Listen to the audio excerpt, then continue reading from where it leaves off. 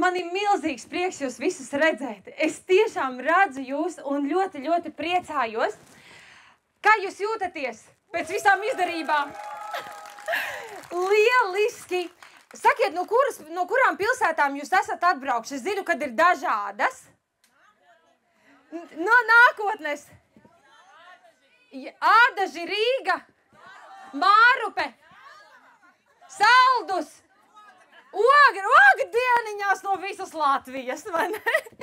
Nu, lūk, jā, mēs radījām šo pasākumu, šo iedvesmas pasākumu, lai jūs sajustu iedvesmu, un mēs ļoti vēlamies, lai jūs no tā aiziet apgarot, priecīgi, laimīgi, lai jūs realizētu savus sapņus.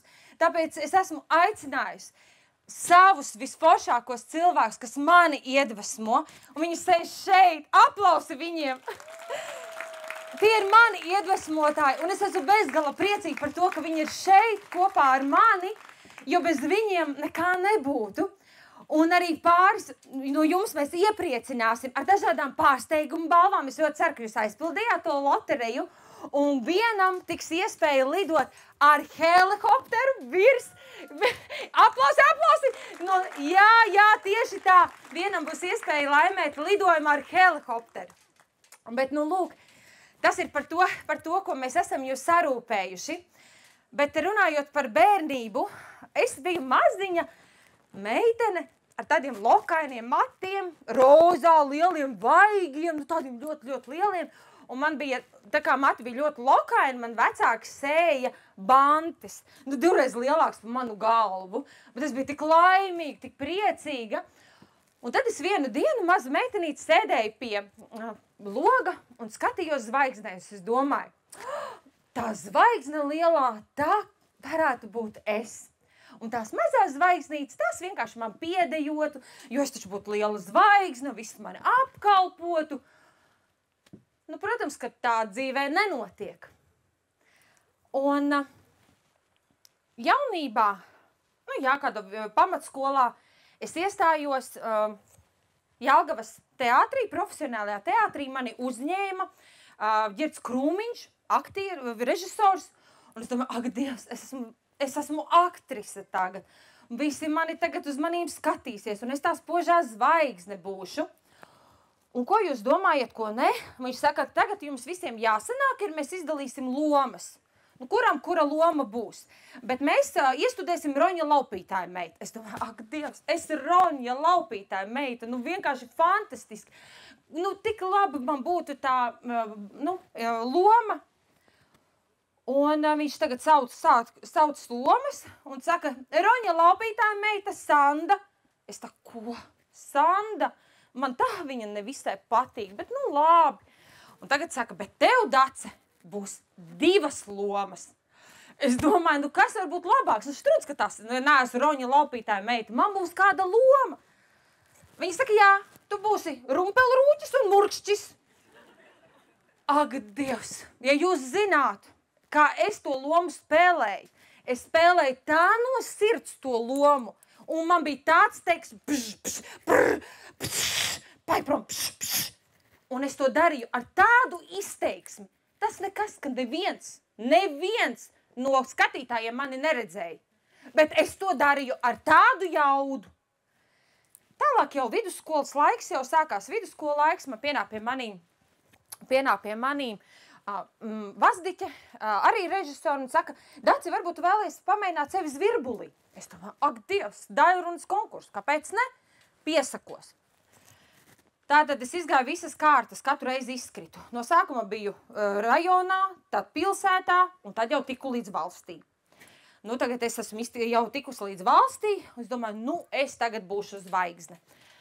Un tagad žūrija saka tagad, mums jāpasaka pirmā vieta. Un tagad viens žūrijas loceklis nes diplomu, otrs nes ziedus, un 3. nepārspēj. Šitā nes to zvirbuli. Šitā rokās turot. Es domāju, ak, kungs un puķi, ja tas nabaga cilvēks, kas ar to zvirbuli ies, es domāju, ārprāts, tu traks var palikt. Un ko jūs domājat? Pirmo vietu zvirbulis 2000 saņem Dace Kārkliņa. Aplausi! Un ko jūs domājat? Es eju tam zvirbulim pakaļ. Un tagad domāju, kā es ar to zvirbuli vilcienā braukšu. Viņš ir lielāks par manī. Un ko jūs domājat? 2000. gadā piemetināšu, ka Latvija vinnēja Krieviju futbola, hokejā. Un tagad es to zvirbuli eju, un cilvēki pīpina ielās un smaida. Es domāju, kā viņi zina, ka es vinnēju konkursā. Un es eju, priecīga, eju.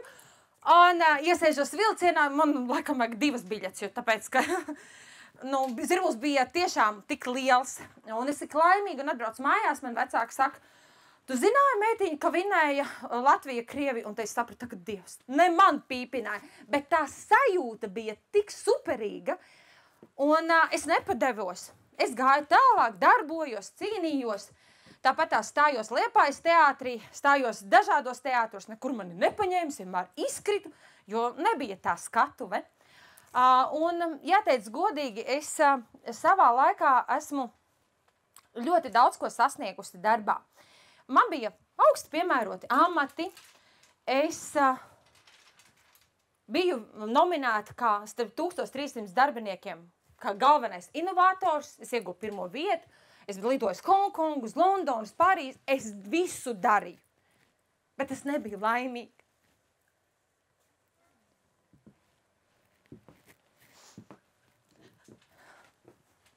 Jo tas bija tikai āršķirīgi. Un tad es domāju, strunts ar visu. Strunts ar Hongkongām, strunts ar automašīnu, visu. Es darīšu to, ko es gribu. Un es piebildīšu savu sapni.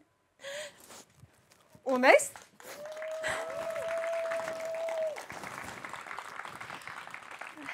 Un es nebaidījos aiziet projām nezināmajā.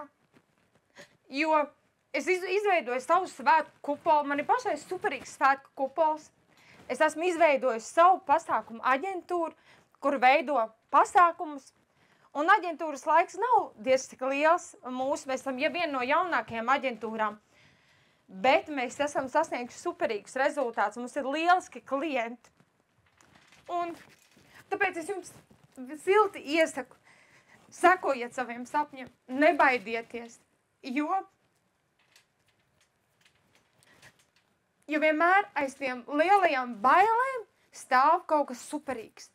Un tāpēc es bezgalīgi priecīgi šeit jūs visus sveikt.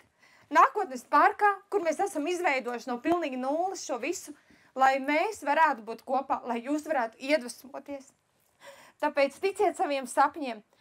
Un es ļoti ceru, ka katrs no jums aizies mājās kaut ar vienu savu lietu, ko jūs paņemsiet līdzi un īstenosiet. Jo ticiet man, tas ir vienkārši fantastiski klausīt savai sirds balsī. Lai jums ir lielisks vakars!